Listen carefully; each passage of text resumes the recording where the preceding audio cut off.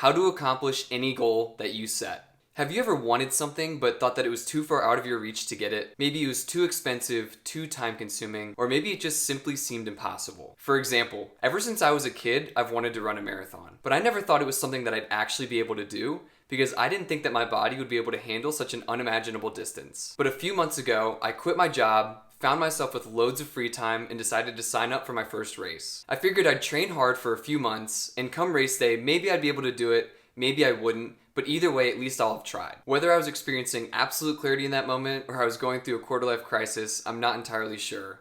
But regardless, just about a week ago, I completed that marathon, and I even plan on running more in the future. The experience was absolutely incredible, and it made me start to wonder, how can someone like me or you go from thinking that something is entirely impossible to accomplishing that same thing in just a matter of months? So in my example, it was running a marathon, right? But for you, maybe it's landing your dream job, buying a supercar, or marrying the person of your dreams. Whatever it is, here are the lessons that running a marathon taught me about accomplishing any goal, even ones that you never thought were possible. Number 1, break down your huge goal into smaller, more attainable goals. By taking on a series of smaller projects, each of which stretch your capabilities to just a little bit beyond where they are right now, you start building that base of knowledge that's going to allow you to someday execute on that grand vision. If you think something is impossible, it's likely because you're focusing on step Z instead of step A. Step Z is accomplishing the thing that you actually set out to do, whereas step A is just doing the first thing that brings you a little bit closer. Always remember, any big success is really just a culmination of many smaller successes put together. The only way to run 26.2 miles is to run one at a time. Number 2, discipline is what allows you to separate short-term pleasure from long-term gain. Jocko Willink and Eliud Kipchoge say that discipline equals freedom.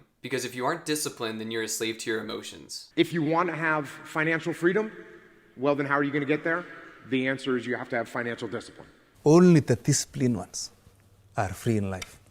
If you are in discipline, you are a slave to your moods. You are a slave to your passions. Emotions are expressions of short-term desires. Stay disciplined and keep your focus on the long-term goal. If you lead with emotion, it's very unlikely that you get out of bed to run 12 miles on a Sunday morning. Number 3, life is about give and take. If you want something big, you have to sacrifice something big. Everyone has the same amount of time during each day, but not everyone has the same aspirations. The sooner you realize that if you want to accomplish your goals, you're going to have to spend your time differently than the people around you, the better off you'll be. You're going to have to say no to others in order to say yes to yourself. And sometimes that means running alone in the rain instead of drinking beer with your friends. Number 4, there is no substitute for consistency. It's not about the events. It's not about intensity.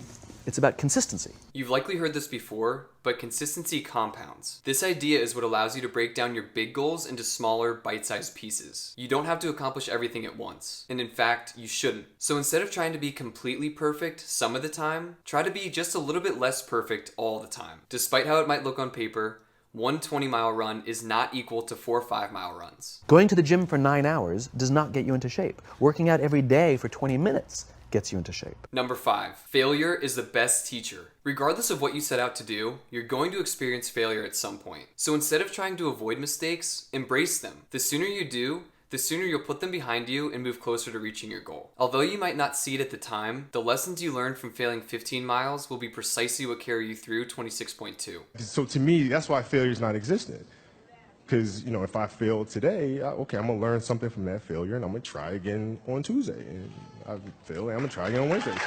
And number 6, learn to enjoy the journey. Every accomplishment is short-lived. Buying a car, getting a job offer, becoming a millionaire. Once you reach your goal, you'll inevitably be looking around for what's next. Most of our time here on Earth is spent working towards something, not achieving something. If you learn to fall in love with the journey, running 26.2 miles no longer seems impossible. And honestly, even if it was, at least you'll have had fun along the way. The weird thing is, now I'm exactly where I want to be. I got my dream job, and I'm still just thinking about my old pals. I wish there was a way to know you're in the good old days before you've actually left them. These are the 6 major lessons that I learned while training for and running my first ever marathon. But if they're applied correctly, they can help you achieve any goal that you set out to accomplish. So go out there, set a goal that scares you, and prove to yourself that it's possible. Thanks so much for watching all the way through. I really hope you take away something that helps you. If you have anything to add, feel free to comment down below.